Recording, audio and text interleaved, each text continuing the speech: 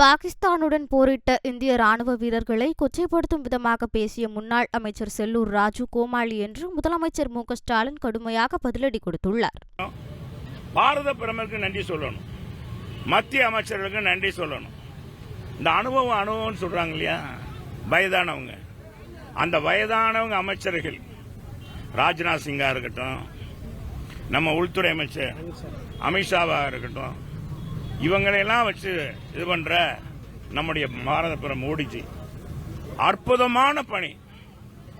நேற்றைக்கு முன்தினம் நேற்றைய தினம் தூங்காம கண் விழித்து இந்த ராணுவ வீரர்களுடைய நடவடிக்கையை உன்னிப்பாக கவனிச்சிருக்காரு வீடியோ மூலமாக. பாரத பிரதமர் இப்படி ஒரு பிரதமர் நாம பெற்றதுக்கு உண்மையிலேயே இந்திய மக்கள் பெருமைப்படணும், நம்ம பெருமைப்படுறோம். இதை விட்டுட்டு இன்னைக்கு என்னமோ ராணுவ வீரர்களுக்கு, ஏன்னா ராணுவ வீரர்கள் போர்லையா போய் இதுலயா போய் சண்டையா போட்டாங்க, இல்ல தொழில்நுட்ப வளர்ச்சி இந்த கருவியெல்லாம் வாங்கி கொடுத்தது மத்திய அரசு, வாங்கி கொடுத்தவர் பாரத பிரதமர், கேட்டவர் ராணுவ அமைச்சர் ராஜ்நாத் சிங், உள்துறை அமைச்சர்கள். இவர்கள் தான் எந்தெந்த இது வாங்கணும், நம்ம ஆயுதங்கள் எப்படி தாக்கலாம், எதிரிகள் வந்தா எப்படி தாக்குவது என்பதை அவங்க தான் உன்னிப்பாக. முதல்ல நீ பாராட்ட வேண்டியது யார? பாராட்ட வேண்டியது பாரத பிரதமர்.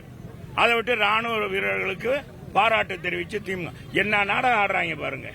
போன பார்லிமெண்ட் எலெக்ஷன்ல, இந்த பார்லிமெண்ட் எலெக்ஷன் அதுக்கு முதல்ல அந்த பார்லிமெண்ட் எலெக்ஷன் இடைவு காட்சிக்கிறப்போ இந்த பொள்ளாச்சியில் என்ன நடந்துச்சுங்கிறத நம்ம தெளிவாக சொல்லியிருக்கேன். எலெக்ஷன் நேரத்தில் நாங்கள் ஆட்சிக்கு வந்தால் நிச்சயமாக உறுதியாக யார் குற்றவாளியோ அவங்க தண்டிக்கப்படுவார்.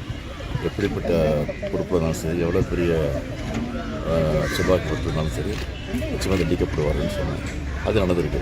அதனால தான் அசம்பிளியில் கூட கடந்த சட்டமன்ற கூட்டத்தொடரில் அசம்பிளியில் கூட பேசும்போது இந்த ஆட்சியினுடைய அவ்வளோ ஆட்சிக்கு பொள்ளாட்சியே சாட்சி, பொல்லாத ஆட்சிக்கு பொள்ளாட்சியே சாட்சின்னு சொல்லியிருக்கோம். இதுதான் நடந்திருக்கு. இப்போ கொடநாடு கொலை வழக்கும் அதே மாதிரி இருக்குமா சார்? அதுவும் போயிட்டுருக்கு. அதுவும் இந்த பெரிய தண்டனை வழங்கப்படும். ஆனால் உடனே பழனிசாமி எடப்பாடி பழனிசாமி எதிர்கட்சியில் தான் இதுக்கு காரணம்னு சொல்லிட்டு இருக்காரு. அதே மாதிரி அமித்ஷா போய் பார்த்துட்டு இருந்தார். ஏன் பார்த்தாருன்னு நாட்டுக்கே தெரியும்.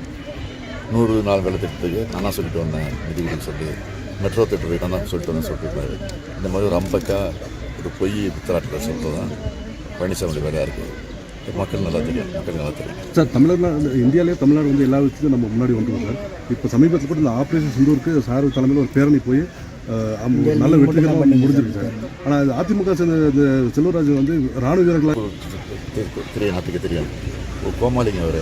அதனால் அது பெருசுப்படுத்த வேண்டியதில்லை, நான் பெருசுப்படுத்த விரும்புகிறேன். சார், ஆப்ரேஷன் சிந்தூர் எப்படி சிறப்பாக இருந்துச்சு. அதுக்காக தான் நாங்கள் ஆதரவு தெரிவித்து எங்களுடைய உணர்வை வெளிப்படுத்துவோம்.